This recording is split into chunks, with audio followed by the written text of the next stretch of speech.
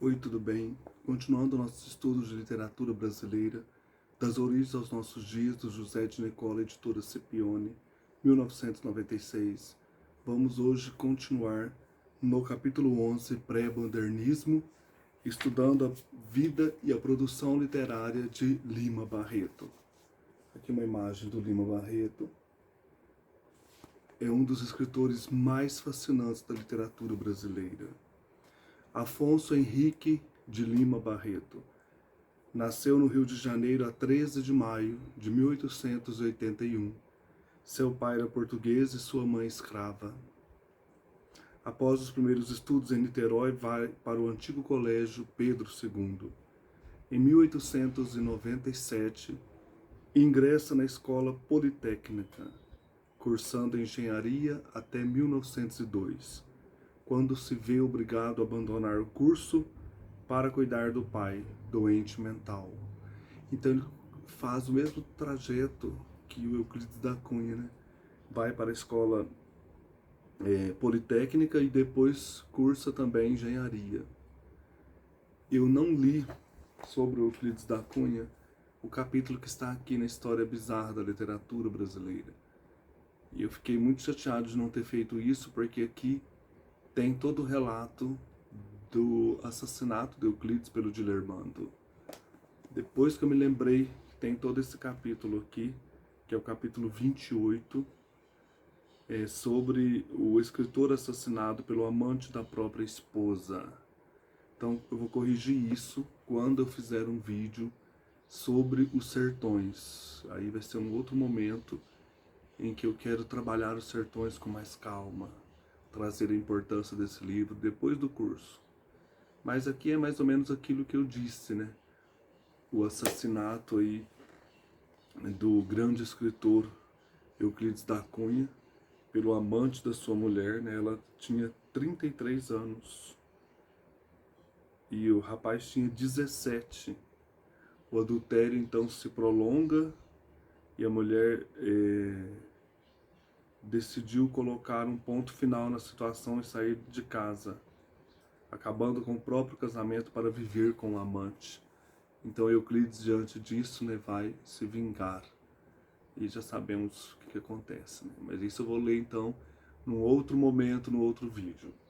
Fechando parênteses, continuando sobre o Lima Barreto, que é também desse período do pré-modernismo, ele abandona o curso de engenharia em 1902, ele entrou lá para cuidar do pai, que era doente mental. Ele emprega-se na diretoria do expediente da Secretaria da Guerra. O funcionalismo público lhe dá certa tranquilidade financeira. Data desta época o início de suas colaborações na imprensa com alguns contos. Mestiço de origem pobre, seguidor do socialismo, com o pai louco internado na colônia dos alienados, sofrendo com preconceito racial e vivendo intensamente todas as condições do início do século, Lima Barreto passa por profundas crises depressivas. Alcoólatra, esteve internado diversas vezes, em 1914 e 1919, no Hospício Nacional. A 11 de maio de 1918, no semanário ABC, ele redige um manifesto socialista, exaltando a Revolução Russa de 1917. Passa o ano de 1922 cuidando do pai moribundo. Morre em 1º de novembro de 1922, 48 horas antes do falecimento de seu pai. Uma outra vida e história trágica do Lima Barreto. Aqui eu tenho esse box com toda a obra dele. Maravilhosa. Eu amo demais o Lima Barreto. Estou procurando aqui a biografia para mostrar para vocês, que saiu recentemente.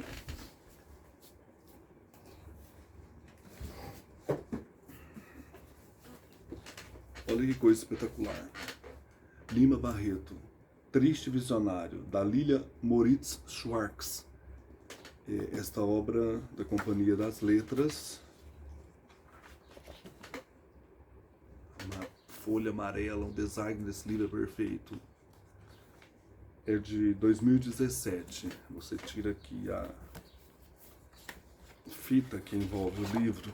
Olha que lindo. Que capa maravilhosa.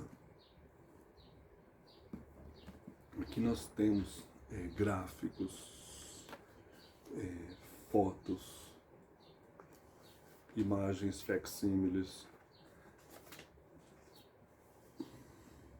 É um verdadeiro estudo sobre a vida deste grande autor, Lima Barreto.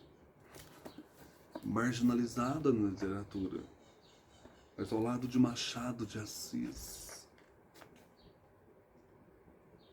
Ele é um dos grandes escritores.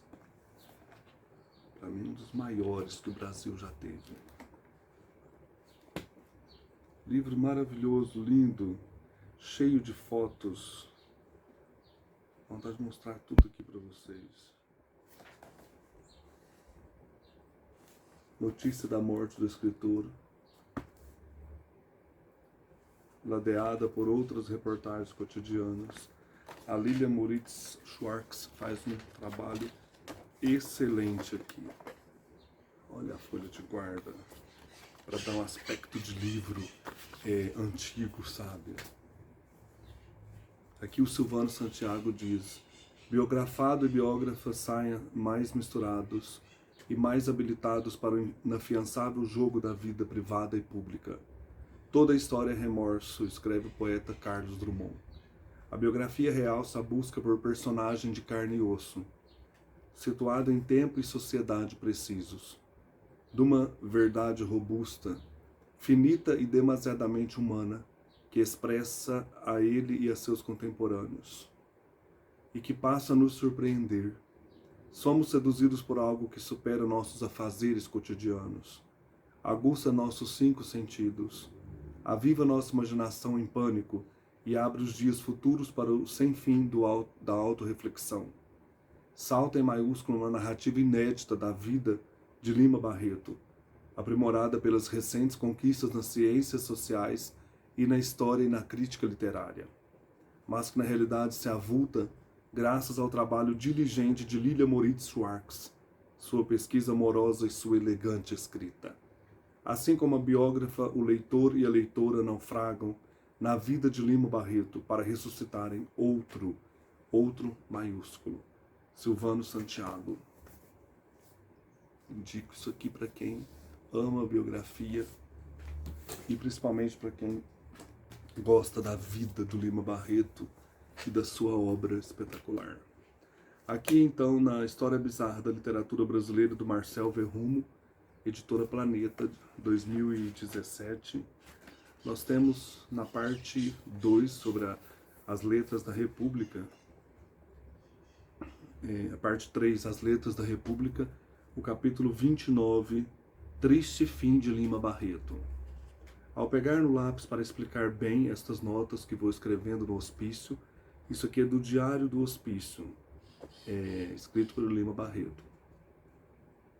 Ao pegar no lápis para explicar bem estas notas que vou escrevendo no hospício, cercado de delirantes, cujos delírios mal compreendo, nessa incoerência verbal de manicômio, em que um diz isto, outro diz aquilo, e que parecendo conversarem as ideias e os sentidos das frases de cada um, dos interlocutores vão cada qual para o seu lado. Eu me lembro muito bem que um amigo da minha família, médico ele mesmo de loucos, me deu, logo ao adoecer do meu pai, o livro de Maudsley, O Crime e a Loucura. Então o pai passou por esses distúrbios e o filho também, o Lima Barreto, internado no hospício. A obra me impressionou muito e de há muito premedito repetir-lhe a leitura. Saído dela, escrevi um decálogo para o governo da minha vida. Entre os seus artigos havia o mandamento de não beber alcoólicos, coisa aconselhada por Maudsley para evitar a loucura. Nunca o cumpri e fiz mal. Muitas causas influíram para que viesse a beber, mas de todas elas foi um sentimento ou pressentimento, um medo, sem razão nem explicação. de uma catástrofe doméstica sempre presente. Adivinhava a morte de meu pai e eu sem dinheiro para enterrá-lo. Previa moléstias com tratamento caro ou sem recursos. Amedrontava-me com uma demissão e eu sem fortes conhecimentos que me arranjassem colocação condigna com a minha instrução. Eu me aborrecia e procurava distrair-me. Ficar na cidade, avançar pela noite adentro. E assim conheci o chope, o uísque, as noitadas, amanhecendo na casa deste ou daquele. Então, ele contando nessa situação de alcoólatra. Que coisa, né? Impressionante esse diário. Afonso Henriques de Lima Barreto é, sem dúvida, um dos maiores escritores da literatura brasileira. Autor de clássicos como Triste Fim de Policarpo Quaresma e Clara dos Anjos, seu reconhecimento, no entanto, foi tardio. Em vida foi um escritor marginal, vítima de preconceito, por ser mulato, por registrar em seus textos o coloquialismo dos mais pobres e por ser alcoólatra. Essa questão é interessante, né? Dele colocar o coloquialismo, a voz do povo, foi criticado por isso. Todas as vezes em que se candidatou à Academia Brasileira de Letras, ele foi recusado. Morreu aos 41 anos, vítima de ataque cardíaco, depois de sucessivas internações em manicômios e de uma vida de pobreza. Apesar do inestimável valor de sua obra, por décadas o seu nome permaneceu no ostracismo e apenas nos últimos anos começou a receber o reconhecimento que merece. O drama que acompanhou a vida de Lima Barreto se iniciou em sua infância. Neto de escravos, filho de um tipógrafo e de uma professora do primário, desde cedo o escritor conviveu com a pobreza. Aos 6 anos ele perdeu a mãe tuberculosa e viu o pai ter de trabalhar duro para sustentar os 4 filhos. De família monarquista, ele cresceu fazendo oposição à República Velha, aos governos que privilegiavam os ricos em detrimento dos pobres. Barreto ingressou na escola politécnica para estudar engenharia, mas teve de desistir no 3º ano do curso, pois seu pai havia sido internado em um manicômio por conta do alcoolismo. Naquela época, alcoólatras eram considerados um problema social e isolados em hospícios tratados como doentes mentais. Lima precisou parar de estudar e trabalhar para sustentar a casa. Nunca conseguiria concluir o curso e desde então passou a viver de bicos como escrevente e jornalista. O fardo que Lima Barreto carregava não era dos mais leves e não tardou para surgirem efeitos colaterais. Vivendo em uma família desestruturada e sem dinheiro, o escritor se entregou ao vício da bebida para fugir da realidade. Tentava aliviar a dor de ver um pai demente, que oscilava entre o mutismo absoluto e os gritos alucinados, o medo de não ter dinheiro para comprar comida e ver os irmãos passarem fome, as frustrações de ouvir não de intelectuais contemporâneos, o que não lhe permitia publicar livros nem ingressar nos círculos sociais e literários prestigiados. Que coisa, né? Os grandes da literatura rechaçavam as tentativas do Lima Barreto, né, de participar da vida intelectual. O vício da bebida teve consequências. Entre agosto e outubro de 1914, Barreto foi internado pela primeira vez em um hospício. Na noite de Natal de 1919, foi internado novamente após uma recaída. Durante essa segunda estadia, registrou em 79 tiras de papel como era o seu tratamento contra o álcool, além do que via e ouvia no hospital psiquiátrico. Metódico, Barreto escreveu a lápis antes de passar tudo à caneta, sempre preocupado com a numeração, as quantidades de medicamentos e as datas. O material foi reunido em uma de suas obras menos conhecidas, Diário do Hospício, e é uma verdadeira radiografia dos dramas vividos por quem era internado em manicômios, os quais, para o autor, tinham um quê de inferno. Olha um trecho aqui. Só vemos uma grande abóboda de trevas, de negro absoluto. Não é mais o dia azul cobalto e o céu ofuscante. Não é mais o negror da noite picado de estrelas palpitantes. É a treva absoluta. É toda a ausência de luz. É o mistério impenetrável de um não poderás ir além, que confessam a nossa própria inteligência e o próprio pensamento.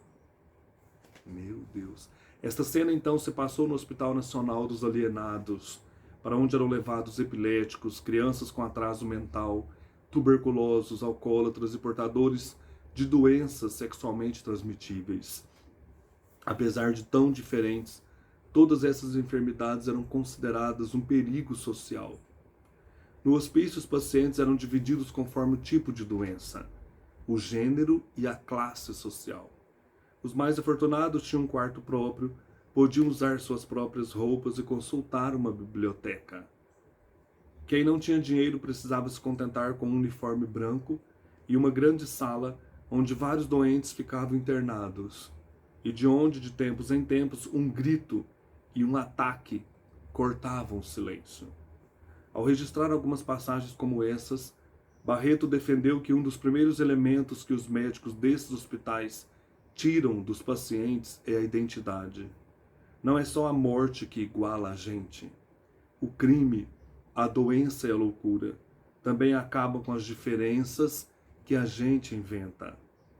Ler Diário do Hospício é adentrar no universo das loucuras, cometidas não apenas pelos pacientes, mas também por médicos e gestores públicos há um século.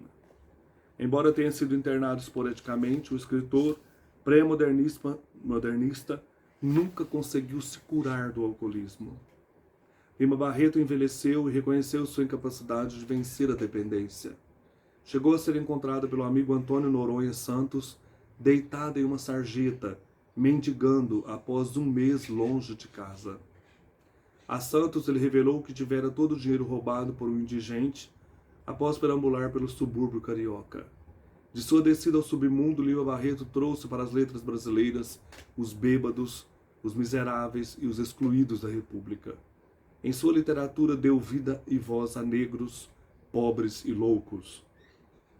Em 1º de novembro de 1922, após sucessivas internações por conta do alcoolismo e ter passado muito tempo deprimido cuidando do pai, também alcoólatra, Lima Barreto morreu vítima de um ataque cardíaco. Seu pai ainda viveria por mais 2 dias aos cuidados do irmão. Por conta do preconceito de outros literatos, perante sua doença, não conseguiu alcançar em vida o reconhecimento que sua obra merecia. Após seu falecimento, caiu no esquecimento. Foram necessárias décadas para que a riqueza de sua literatura superasse os julgamentos morais dos homens do seu tempo, saísse da margem e fosse incluída no centro de nossas letras, lugar onde sempre deveria ter estado. Que coisa, né? Nossa, eu fico impressionado com a vida deste escritor. Aqui então, nesse volume único da Nova Aguilar, olha que coisa bonita, né? Tem então toda a obra do Lima Barreto.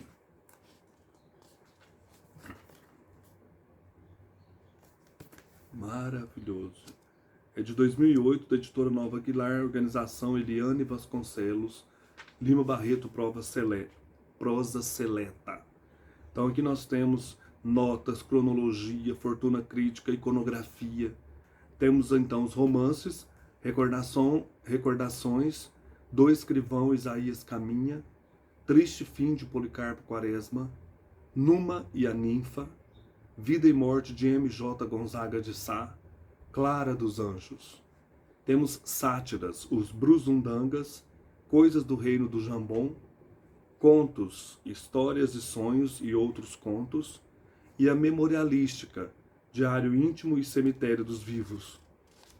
Então, nesse diário, aqui nós temos esse momento em que ele passa, né, lá no hospício.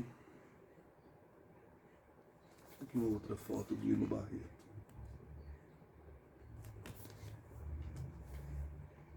Alguém que sempre tentou, né, estar à frente, né, também na literatura. Tem uma obra do Francisco de Assis Barbosa, que é uma biografia também muito interessante, chamada A Vida de Lima Barreto, do José Olímpio, 1959. Aqui essas gravuras são desta obra. A casa onde ele nasceu e os pais. Eu já tive esse livro, mas não sei se eu li, se eu passei para frente. Preciso lê-lo. Quando você gosta de um escritor, né, você quer ler tudo dele. Por isso que eu tenho aqui, né? São poucos que eu tenho desta coleção.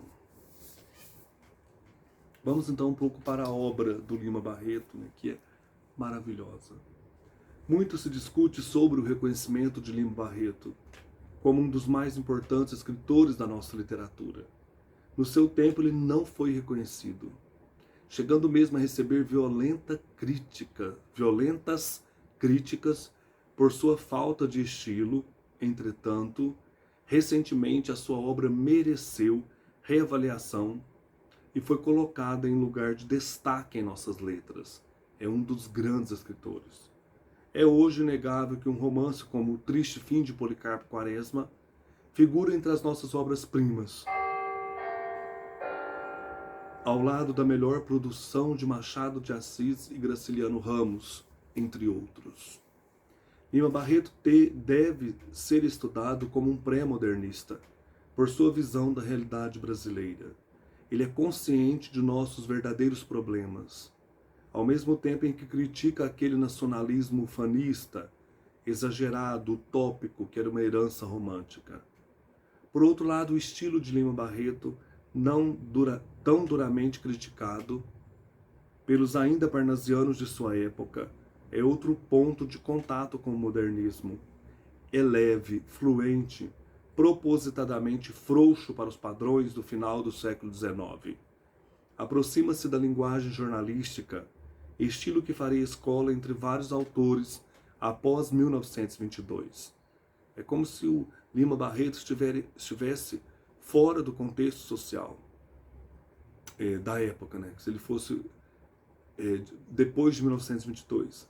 A literatura dele é bem moderna, é leve, é fluida, né? Não está engessada naquele padrão do final do século XIX. É como se ele tivesse nascido antes do tempo, né? Antes da hora. Nasceu aí no final do século XIX, morreu no início do século XX, mas a literatura dele é depois de 1922. Ela foi resgatada devido a esse valor, né, de ser leve, fluida, frouxa para esses padrões e ao mesmo tempo traz a vida dos pobres, dessas pessoas marginalizadas. É uma linguagem jornalística atual.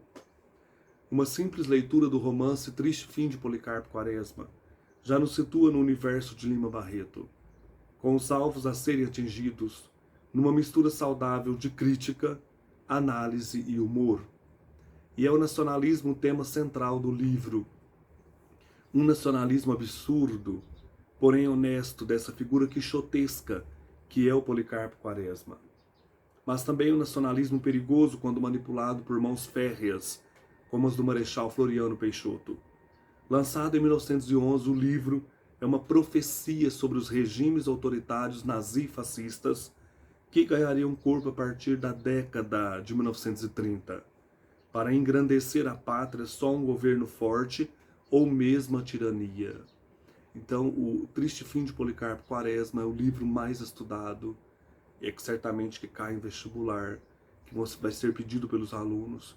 Ele traz a figura deste homem quixotesco, né, que luta contra o nazifascismo já na presença do Floriano Peixoto, né, que é um tema que vai aparecer só aí na década de 30, né, os sistemas fascistas. Aqui ele não usa esse nome, mas ele usa o autoritarismo deste Marechal Floriano Peixoto. O nacionalismo do Lima Barreto, querendo criar uma língua nossa, brasileira, ele é perigoso para os padrões da época. Então tudo isso o livro traz, essa coragem do Policarpo Quaresma de enfrentar a estrutura, né, e tentar uma coisa brasileira, uma coisa nossa. Lima Barreto critica a educação recebida pelas mulheres, que só as preparava para o casamento. O romancista foi uma das primeiras vozes a defender o voto feminino. Ele critica a República, que nos levou à ditadura de Floriano Peixoto, bem como o exagerado militarismo em nossa política. Então ele é muito corajoso, esse escritor. Em todos os seus romances percebe-se um traço autobiográfico. Suas experiências aparecem transpostas em alguns personagens, principalmente negros e mestiços, que sofrem o preconceito racial. Além de seu valor como romancista, Lima Barreto nos oferece um perfeito retrato dos subúrbios cariocas e de suas populações, como um autêntico cronista. Então ele traz aí na obra todo esse mundo carioca, né? Todo esse regionalismo ali do Rio de Janeiro, né? Mostrando toda essa situação que não aparecia desmascaradamente nas obras.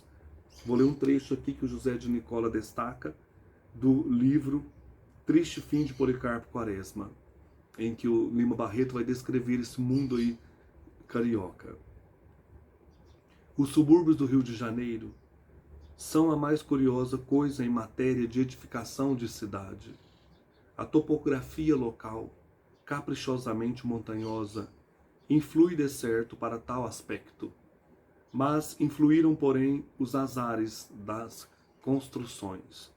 Nada mais irregular, mais caprichoso, mais sem plano sequer pode ser imaginado. As casas surgiram como se fossem semeadas ao vento, e conforme as casas, as ruas se fizeram. Há algumas delas que começam largas como boulevards e acabam estreitas que nem vielas. Dão voltas, círculos inúteis, e parece fugir ao alinhamento reto com um ódio tenaz e sagrado. Há pelas ruas damas elegantes, com sedas e brocados, evitando a custo que a lama ou pólis empanem o brilho do vestido. Há operários de tamancos, há peralvilhos à última moda, há mulheres de chita, e assim pela tarde, quando essa gente volta do trabalho ou do passeio, a mescla se faz numa mesma rua, num quarteirão, e quase sempre o mais bem posto não é o que entra na melhor casa. Além disso, os subúrbios têm mais aspectos interessantes, sem falar no namoro epidêmico e no espiritismo endêmico. As casas de cômodos, quem as suportaria lá, constituem um deles bem inédito. Casas que mal dariam para uma pequena família, são divididas, subdivididas, e os minúsculos aposentos assim obtidos, alugados à população miserável da cidade. Aí, nesses caixotins humanos, é que se encontra a fauna menos observada da nossa vida, sobre a qual a miséria paira com um rigor londrino. Não se pode imaginar profissões mais tristes e mais inopinadas da gente que habita tais caixinhas. Além dos serventes de repartições, contínuos de escritórios, podemos deparar velhas fabricantes de rendas de bilros, compradores de garrafas vazias, castradores de gatos, cães e galos, mandingueiros, catadores de ervas medicinais. Enfim, uma variedade de profissões miseráveis, que as nossas pequena e grande burguesia não podem adivinhar. Às vezes, num cubículo desse se amontou uma família, e há ocasiões em que os seus chefes vão a pé para a cidade, por falta do níquel do trem. Que coisa, né? Um retrato bem assim, nítido, desse mundo carioca, bem diferente dos salões fluminenses do José de Alencar, do Machado de Assis, né? Aqui é uma coisa nua, lúcida, bem assim, descarada aos olhos do leitor. Aqui nós temos um poema do Vinícius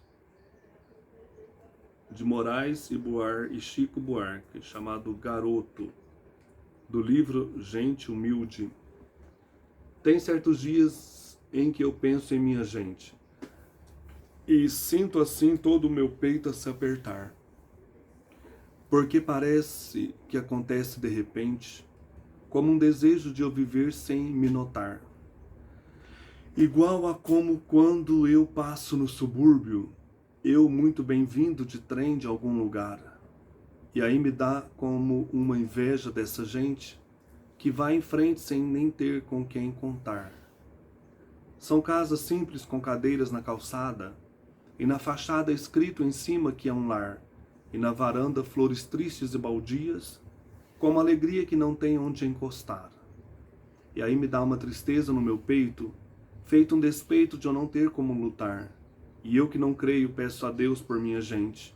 É gente humilde, que vontade de chorar. Agora, gente, eu vou ler um trecho aqui também que ele destaca o José de Nicola sobre o nacionalista Policarpo Quaresma, esse personagem tão interessante do Lima Barreto. É um fragmento do primeiro capítulo do livro Triste Fim de Policarpo Quaresma, para a gente entender um pouco, né, o aluno já começar a destacar essas características interessantes do nacionalismo deste personagem que é um Dom Quixote brasileiro. Como de hábito, Policarpo Quaresma, mais conhecido por Major Quaresma, bateu em casa às 4h15 da tarde. Havia mais de 20 anos que isso acontecia. Saindo do arsenal da guerra, onde era subsecretário, bongava pelas confeitarias algumas frutas, comprava um queijo às vezes e sempre o pão da padaria francesa. Não gastava nesses passos nem mesmo uma hora, de forma que às 3h40 por aí assim tomava o bonde, sem erro de um minuto, ia pisar a soleira da porta de sua casa numa rua afastada de São Januário, bem exatamente às 4h15, como se fosse a aparição de um astro, um eclipse, enfim um fenômeno matematicamente determinado, previsto e predito. A vizinhança já lhe conhecia os hábitos, e tanto que na casa do capitão Cláudio, onde era costume jantar-se aí pelas 4h30, logo que o viam passar, a dona gritava à criada: Alice, olhe que são horas. O Major Quaresma já passou. Ele era bem metódico, né? Estava num aposento vasto com janelas para uma rua lateral, e todo ele era forrado de estantes de ferro. Havia perto de 10 com 4 prateleiras, fora as pequenas com os livros de maior tomo. Quem examinasse vagarosamente aquela grande coleção de livros havia de espantar-se ao perceber o espírito que presidia a reunião. Na ficção havia unicamente autores nacionais ou tidos como tais: o Bento Teixeira, a Prosopopeia, o Gregório de Matos, o Basílio da Gama, o Santa Rita Durão, o José de Alencar todo, o Macedo, o Gonçalves Dias todo, além de muitos outros. Podia-se afiançar que nem um dos autores nacionais ou nacionalizados de 80 para lá faltava nas estantes do Major. Está descrevendo aqui, né, o escritório do Major Quaresma, né, e seus livros. A razão tinha que ser encontrada numa disposição particular de seu espírito, no forte sentimento que guiava sua vida. Policarpo era patriota. Desde moço, aí pelos 20 anos, o amor da pátria tomou-o por inteiro. Não fora o amor comum para a dor e vazio. Fora um sentimento sério, grave e absorvente. Nada de ambições políticas ou administrativas. O que Quaresma pensou, ou melhor, o que o patriotismo fez pensar, foi num conhecimento inteiro do Brasil, levando-o a meditações sobre os seus recursos, para depois então apontar os remédios, as medidas progressivas, com pleno conhecimento de causa. Não se sabia bem onde nascera, mas não fora decerto em São Paulo, nem no Rio Grande do Sul, nem no Pará. Errava quem quisesse encontrar nele qualquer regionalismo. Quaresma era, antes de tudo, brasileiro. Logo aos 18 anos, quis fazer-se militar, mas a junta de saúde julgou-o incapaz. Desgostou-se, sofreu, mas não maldisse a pátria. O ministério era liberal, ele se fez conservador e continuou mais do que nunca a amar a terra que o viu nascer. Impossibilitado de evoluir-se sob os dourados do exército, procurou a administração e dos seus ramos escolheu militar. era onde estava bem, no meio de soldados, de canhões, de veteranos, de papelada inçada de quilos de pólvora, de nomes de fuzis e termos técnicos de artilharia. Aspirava diariamente aquele hálito de guerra, de bravura, de vitória, de triunfo, que é bem o hálito da pátria. Então esse primeiro capítulo aqui, né, nos dá a ideia de quem era, né, o Policarpo Quaresma, né, as suas influências literárias e também o desejo aí nacionalista, né. Ele tinha essa obra completa de apenas 2 autores bem nacionalistas, né? No caso aí o José de Alencar, o Dianismo e também o Gonçalves Dias. Interessante mostrar isso, né? Então, gente, é isso. Esse maravilhoso Lima Barreto. Vida trágica, obra estupenda. E no próximo encontro nós falaremos do Graça Aranha. Um abraço e até mais.